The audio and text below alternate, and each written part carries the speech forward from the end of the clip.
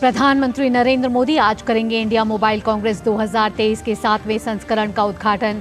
राजधानी के भारत मंडपम में होगा कार्यक्रम। देश भर में शैक्षणिक संस्थानों को मिलेंगे 100 5G use case labs.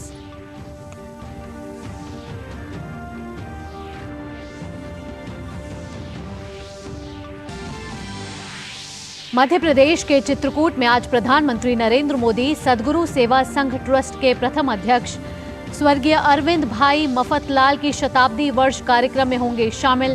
Trust द्वारा स्थापित अस्पताल के नए भवन का करेंगे शुभारंभ।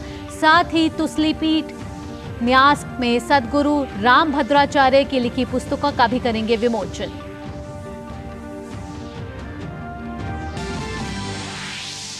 केंद्रीय गृह मंत्री अमित शाह का तेलंगाना दौरा आज। हैदराबाद राष्ट्रीय पुलिस अकादमी की पासिंग आउट परेड में बतौर मुख्य अतिथि होंगे शामिल।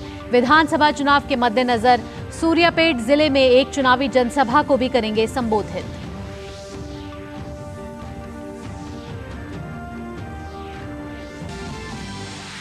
अंतर्राष्ट्रीय खबरों में इजराइल और हमास के बीच संघर्ष का आज 21वां दिन। गजा में राहत सामग्री पहुंचाने के लिए यूरोपियन संघ की गुहार। कहा, पीड़ितों तक आवश्यक सामग्री पहुंचाने के लिए हो संघर्ष विराम।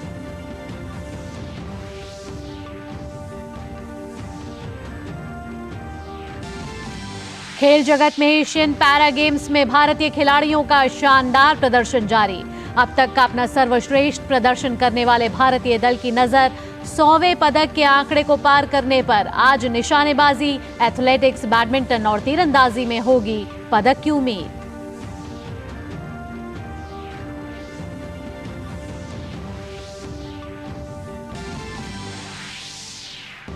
सैंतीसवें राष्ट्रीय खेलों का गोवा में हुआ रंगारंग शुभारंभ। आज weightlifting, fencing, gymnastics, netball, mallakhamb और रग्बी की स्पर्धाओं का होगा आयोजन।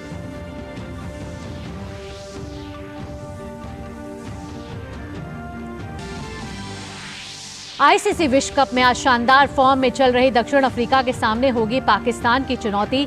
अफ्रीकी टीम की कोशिश जीत का सिलसिला बरकरार रखने की होगी। वहीं सेमीफाइनल में पहुंचने की उम्मीदों को बरकरार रखने के लिए पाकिस्तान को हर हाल में जीत जरूरी। नमस्कार, डीडी न्यूज पर आप सभी का स्वागत है। मैं हूं आपके साथ भावना नैयर। सुर्खियों के बाद अब खबरें विस्तार से।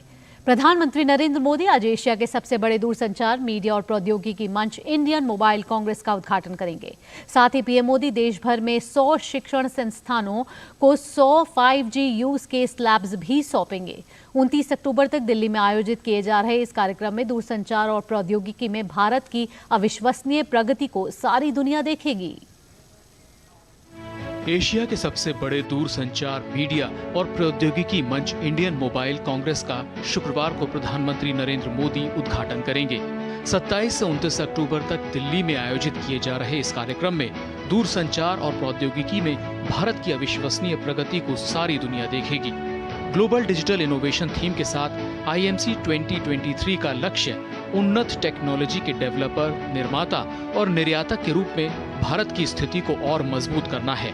3 दिवसीय कांग्रेस में 5G, 6G, artificial intelligence, semiconductor industry, green technology और साइबर सिक्योरिटी जैसे मुद्दों पर चर्चा होगी। इसके अलावा पीएम मोदी देश भर के 100 शैक्षणिक संस्थानों के लिए 100 5G यूज केस लैब्स की भी शुरुआत करेंगे। इन लैब्स को 100 5G लैब्स इनिशिएटिव के तहत विकसित किया गया है। इस पहल का उद्देश्य भारत और दुनिया की तकनीकी जरूरतों को पूरा करने में 5G से जुड़ी तकनीकों का विकास करना है। इस साल मोबाइल कांग्रेस में एक नए स्टार्टअप कार्यक्रम एस्पायर की भी शुरुआत होगी। इसका उद्देश्य स्टार्टअप्स, निवेशकों और उद्योग के बीच बेहतर तालमेल और संवाद कायम करना है। IMC 2023 में 22 देशों से 1 लाख प्रतिभागियों के शामिल होने की उम्मीद है। भारत ने बहुत कम समय में 5G तकनीक में अभूतपूर्व लक्ष्य हासिल किए हैं। अक्टूबर 2022 में 5G स्पेक्ट्रम शुरू होने के 8 महीने के भीतर ही 700 जिलों में 2 लाख से ज्यादा क्षेत्रों में 5G कवरेज शुरू कर दी गई। भारत में 5G लागू करने की रफ्तार दुनिया में अब तक सबसे तेज रही है। 5G बेस्ड ट्रांसीवर स्टेशन स्थापित करने के मामले में भी रिकॉर्ड तेजी देखी गई है और हर दिन 1000 BTS स्थापित किए जा रहे हैं। वहीं औसत डाउनलोड स्पीड के मामले में एशिया पैसिफिक क्षेत्र में भारत का चौथा स्थान है। 5G के बाद 6G को लेकर भी भारत की तैयारियां जोरों पर हैं और प्रधानमंत्री नरेंद्र मोदी भारत 6G विजन को जारी कर चुके हैं और साथ ही दूरसंचार विभाग Bharat 6G alliance task force का गठन कर चुका है। Bureau report, DD news. साथ ही प्रधानमंत्री नरेंद्र मोदी आज चित्रकूट में सद्गुरु सेवा संघ ट्रस्ट के प्रथम अध्यक्ष स्वर्गीय अरविंद भाई मफतलाल की शताब्दी वर्ष कार्यक्रम में शामिल होंगे और ट्रस्ट में जनरल अस्पताल की नई बिल्डिंग का शुभारंभ करेंगे। साथ ही प्रधानमंत्री नरेंद्र मोदी जगत गुरु रामभद्राचार्य से तुलसी पीठ न्यास में उनसे मुलाकात करेंगे एवं उनके द्वारा लिखी पुस्तकों का भी विमोचन करेंगे। प्रधानमंत्री नरेंद्र मोदी शुक्रवार को मध्य प्रदेश के सतना जिले के चित्रकूट में होने वाले 2 गैर राजनीतिक कार्यक्रमों में शामिल होंगे।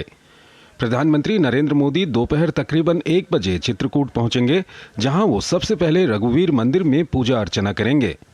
संत रणछोड़ दास के समाधि स्थल पर पुष्पांजलि अर्पण करेंगे और साथ ही परिसर में स्थित संस्कृत विद्यालय का अवलोकन और उसकी व्यवस्थाओं का जायजा लेंगे। प्रधानमंत्री इस दौरान सद्गुरु सेवा संघ ट्रस्ट के प्रथम अध्यक्ष स्वर्गीय अरविंद भाई मफतलाल की समाधि स्थल पर उन्हें श्रद्धांजलि देंगे। सद्गुरु सेवा संघ ट्रस्ट की स्थापना वर्ष 1968 में संत रणछोड़ दास जी महाराज ने की थी। प्रधानमंत्री इस ट्रस्ट द्वारा निर्मित जनरल हॉस्पिटल की सुपर स्पेशलिटी नई विंग का उद्घाटन भी करेंगे और ट्रस्ट से जुड़े लोगों को संबोधित करेंगे, जिसमें साधु संत, ट्रस्ट के अतिथि और कर्मचारी मौजूद रहेंगे।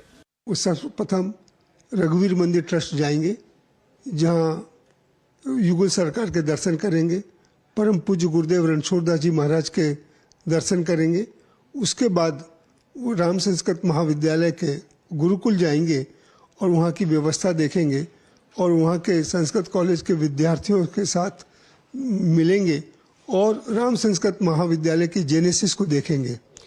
उसके पश्चात वो सद्गुरु नेत्र चिकित्सालय आएंगे और सद्गुरु नेत्र चिकित्सालय के अंदर जो हमारी मेडिसिटी है, कहने का तात्पर्य पास्ट, प्रेजेंट और फ्यूचर हमारा हेल्थ सिटी में क्या प्लान है, किस तरह से होगा, उसका भी लोकार्पण करेंगे। इसके बाद प्रधानमंत्री नरेंद्र मोदी चित्रकूट में स्थित तुलसी पीठ में जगतगुरु रामभद्राचार्य से मुलाकात करेंगे एवं उनके द्वारा लिखी गई पुस्तकों का विमोचन करेंगे।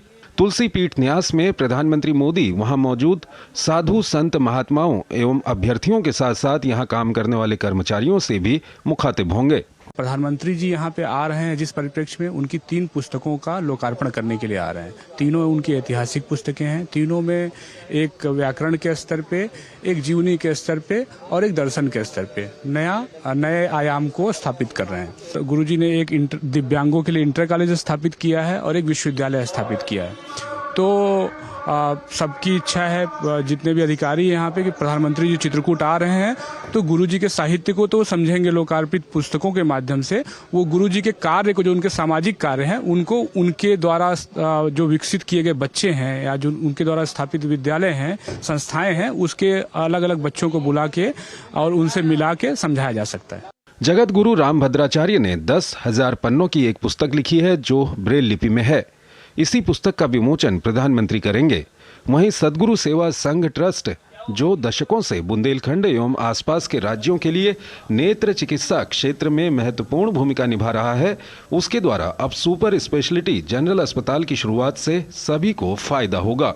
अब इस पूरे बुंदेलखंड में एक सुपर स्पेशलिटी हॉस्पिटल भी ये सद्गुरु सेवा संघ ट्रस्ट की ओर से शुरू होने जा रहा है, जिसमें तकरीबन 80 बेड होगा और यहाँ पर जिन बीमारियों के लिए लोग दूसरे राज्यों में बड़े शहर जाते थे, अब उनको ये इलाज भी इसी ट्रस्ट के द्वारा यहीं पर मुकम्मल होगा। कैमरामैन विनय तिवारी के साथ अभिषेक सिंह, डीडी न्यूज, चित्रकूट। यहाँ रुक रहे हैं छोटे से ब्रेक के लिए। ब्रेक के बाद डीडी न्यूज पर खबरों का सिलसिला यूं ही जारी रहेगा। थिंक IIT, थिंक विद्या मंदिर, थिंक IIT, थिंक विद्या मंदिर, थिंक IIT, थिंक विद्या मंदिर। तुम्हें पता है इन्वेस्टर्स के लिए एक इन्वेस्टर प्रोटेक्शन फंड होता है, IPF। लेकिन अगर तुम्हारा ट्रेड एक्सचेंज पर एग्जीक्यूट नहीं हुआ या फिर कोई गारंटीड रिटर्न्स वाली स्कीम है, तो ये IPF आपकी मदद नहीं कर सकता है। और अगर आपका ब्रोकर ही डिफॉल्टर बन जाए तो फिर आईपीएफ आपको कॉम्पेंसेशन दिला सकता है। कहाँ से सीखा? NSE की साइट पर। सोचकर समझकर इन्वेस्ट कर। ब्रेक के बाद आप सभी का स्वागत है। खबरों के सिलसिले को आगे बढ़ाते हैं। केंद्रीय गृह मंत्री अमित शाह आज तेलंगाना की राजधानी हैदराबाद में सरदार वल्लभ भाई पटेल राष्ट्रीय पुलिस अकादमी में भारतीय पुलिस सेवा परिवीक्षाधीन अधिकारियों के 75वें बैच की पासिंग आउट परेड में बतौर मुख्य अतिथि होंगी शामिल और परेड की सलामी लेंगे। दीक्षांत परेड में 155 प्रशिक्षु IPS अधिकारी और 20 विदेशी प्रशिक्षु अधिकारी हिस्सा ले रहे हैं। जानकारी के मुताबिक दीक्षांत परेड में 34 महिला अधिकारी भाग ले रही हैं, जिनमें 32 प्रशिक्षु IPS अधिकारी और 2 विदेशी प्रशिक्षु अधिकारी हैं। विदेशी प्रशिक्षु अधिकारियों में 6 अधिकारी भूटान से, 5 मालदीव से, 5 नेपाल से और 4 मॉरिशस पुलिस से हैं। इसके बाद अमित शाह प्रदेश के सूर्यापेट जिले में एक चुनावी जनसभा को भी संबोधित करेंगे। राष्ट्रपति द्रौपदी मुर्मू आज तमिलनाडु के दौरे पर हैं। वे आज चेंगलपेट जिले में उथांडी स्थित भारतीय समुद्री विश्वविद्यालय के 8वें दीक्षांत समारोह की अध्यक्षता करेंगी। राष्ट्रपति कल अपने कर्नाटक के दौरे पर बेंगलुरु में IIM बैंगलोर के स्वर्ण जयंती सप्ताह के उद्घाटन कार्यक्रम में शामिल हुई। 2 दिवसीय दौरे पर उत्तराखंड पहुंचे उपराष्ट्रपति जगदीप धनखड़ आज केदारनाथ और बद्रीनाथ धाम के दर्शन करेंगे। इसके अलावा उपराष्ट्रपति देहरादून में भारतीय वन अनुसंधान संस्थान में पर्यावरण, वन एवं जलवायु परिवर्तन मंत्रालय द्वारा आयोजित कंट्री लेड इनिशिएटिव CLI के समापन समारोह को भी संबोधित करेंगे। गुरुवार को दौरे के पहले दिन उपराष्ट्रपति जगदीप धनखड़ ने उत्तरकाशी जिले में सपरिवार गंगोत्री धाम के दर्शन किए थे।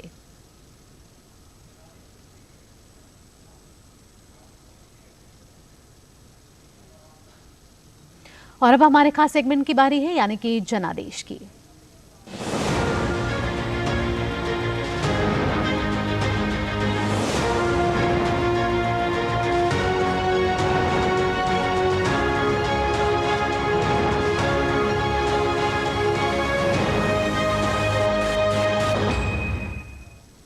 सबसे पहले खबर छत्तीसगढ़ विधानसभा चुनावों की, जहां धर्मांतरण का मुद्दा फिर गर्माता जा रहा है। जहां भाजपा इस मुद्दे पर आक्रामक है, वहीं कांग्रेस का कहना है कि उसके शासनकाल में एक भी धर्मांतरण नहीं हुआ है।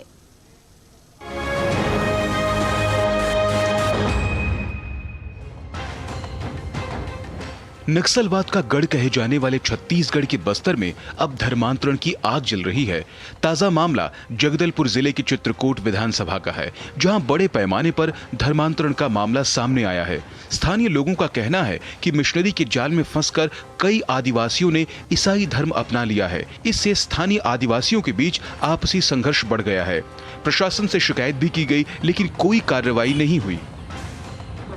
बस्तर में धर्मांतरण बहुत सारा हुआ है और इसके कारण ना बस्तर में अशांति है।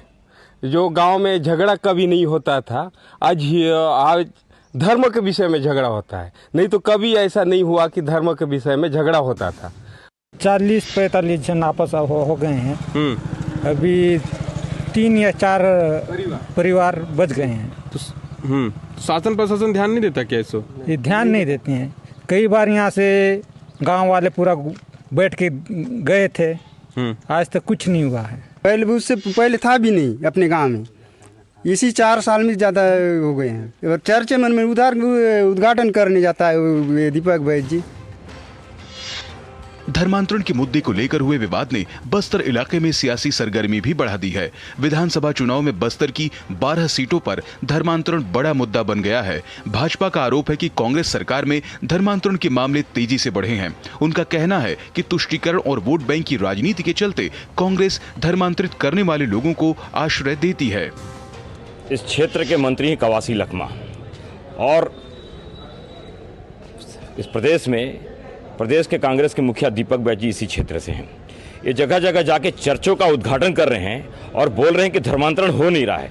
धर्मांतरण नहीं हो रहा है तो आज आदिवासी जो यहाँ की मूल संस्कृति के लोग हैं और जो धर्मांतरित आदिवासी हैं, जो धर्मांतरित करके अपना धर्म बदल लिए हैं, इनमें वर्ग संघर्ष की स्थिति पूरे प्रदेश में पैदा हो गई है। और उस प्रदेश में सबसे ज़्यादा जो संघर्ष वाली स्थिति है वो बस्तर के इंटीरियर जिले हैं, जहाँ पे भारी पैमाने पे एक धर्मांतरित ईसाई मतलब कांग्रेस का एक वोट बढ़ता है और इसलिए वोट की राजनीति के लिए जिस प्रकार से धर्मांतरण हो रहा है। हालांकि कांग्रेस इन आरोपों से इनकार करती है। उसका कहना है कि कांग्रेस सरकार धर्मांतरण के मुद्दे को बहुत ही गंभीरता से लेती है और कांग्रेस शासनकाल के दौरान बस्तर में एक भी धर्मांतरण नहीं हुआ है। हमारे कार्यकाल में बता दे कोई एक भी धर्मांतरण हुआ है? आज जहाँ भी मृत्यु भी हो रही है उनको दफनाने नहीं दिया जा रहा है। उनको पूछ लीजिए कि वो कब धर्मांतरण हुआ है। वो भारतीय जनता पार्टी के शासन में हुआ है। भारतीय जनता पार्टी जो है ना इस मुद्दे को अपने राजनीतिक लाभ के लिए उपयोग कर रही है। हालांकि जिस प्रकार बस्तर संभाग में जनजातीय समाज धर्मांतरण से प्रभावित हुआ है, ऐसे में जानकारों की माने तो ये मुद्दा विधानसभा चुनाव पर असर डाल सकता है। बस्तर में धर्मांतरण प्रमुख मुद्दा है। भले ही दोनों प्रमुख राजनीतिक पार्टी एक दूसरे पर आरोप लगा रहे हैं, लेकिन जमीनी सच्चाई यही है कि कई सालों से बड़े पैमाने पर धर्मांतरण की प्रक्रिया जारी है। Somesh Patel, Bastar, DD news.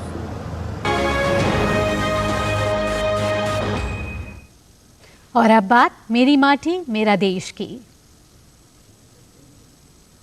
मेरी माटी मेरा देश अभियान के तहत देश भर में विभिन्न कार्यक्रमों का आयोजन हो रहा है।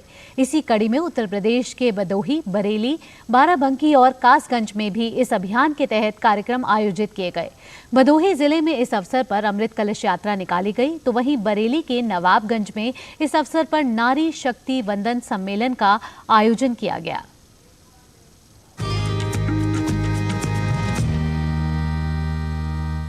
मेरी माटी मेरा देश अभियान के तहत देश भर में कार्यक्रम आयोजित किए जा रहे हैं। इसी कड़ी में उत्तर प्रदेश के भदोही जिले में अमृत कलश यात्रा निकाली गई। इस यात्रा में तिरंगे और अमृत कलश के साथ बड़ी संख्या में लोग शामिल हुए। जिला कलेक्ट्रेट में शहीदों के सम्मान में कई कार्यक्रम आयोजित किए गए।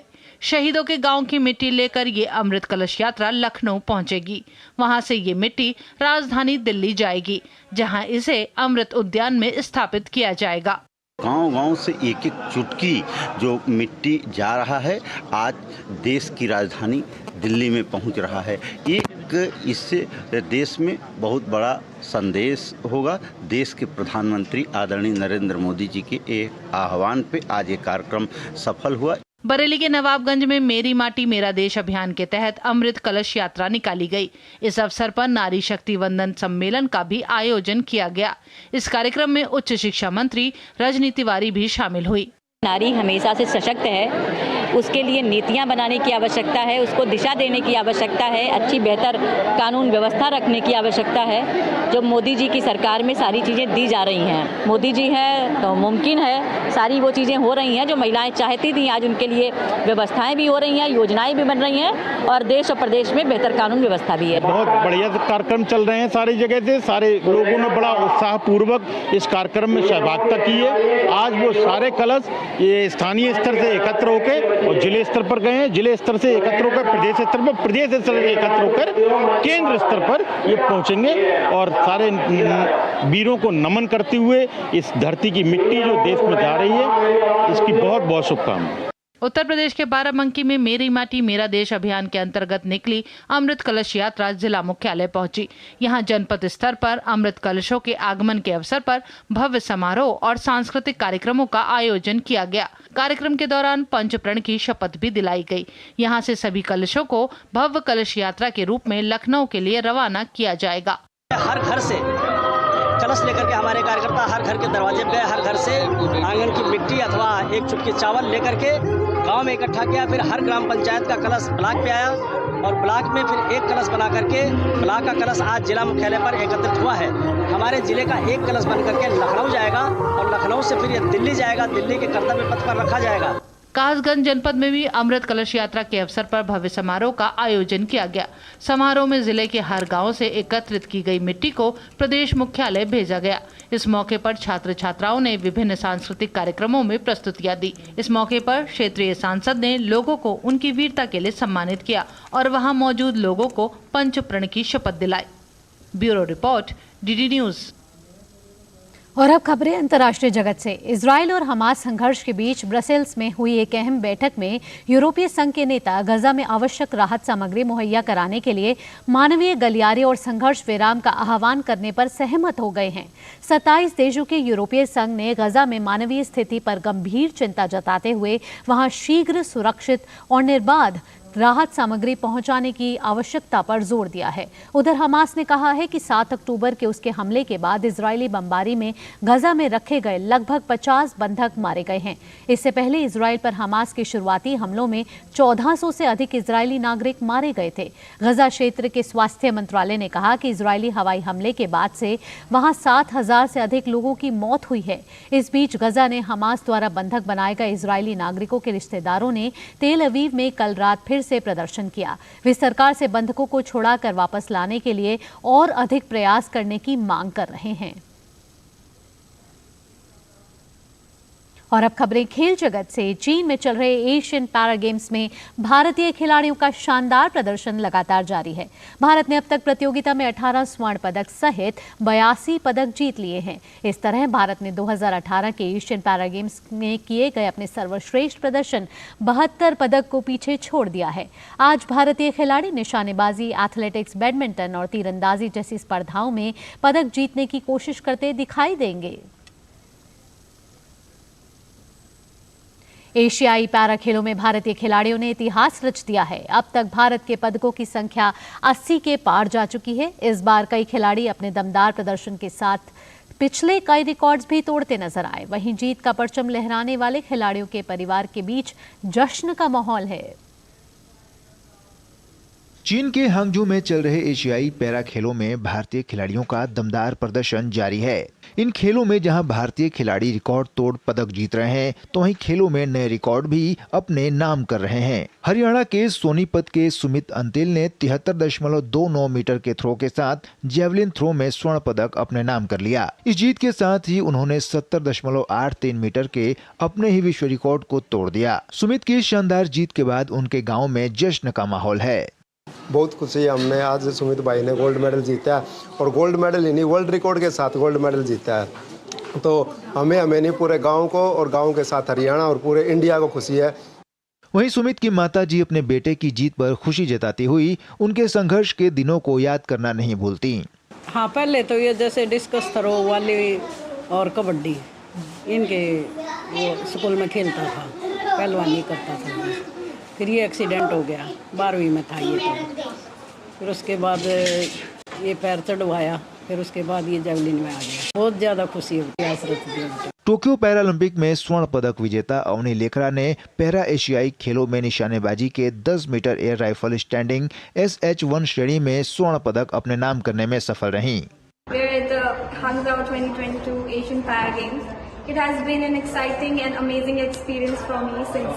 Since starting, and I have won gold medal in the tour event. I would like to wish all the other athletes all the best for their events and would want and request you to please come watch and cheer for us. वहीं Tokyo Paralympic में रजत पदक जीतने वाले निषाद कुमार ने भी एशियाई para खेलों में हाई जंप स्पर्धा में स्वर्ण पदक जीता है। निषाद कुमार को उम्मीद है कि इस बार पैरालंपिक में भी पदकों की संख्या 100 पार जाएगी। मैं पूरी उम्मीद करता हूं कि मेरे सहपाठी अच्छा प्रदर्शन करेंगे और हम भी 100 का आंकड़ा पार करेंगे।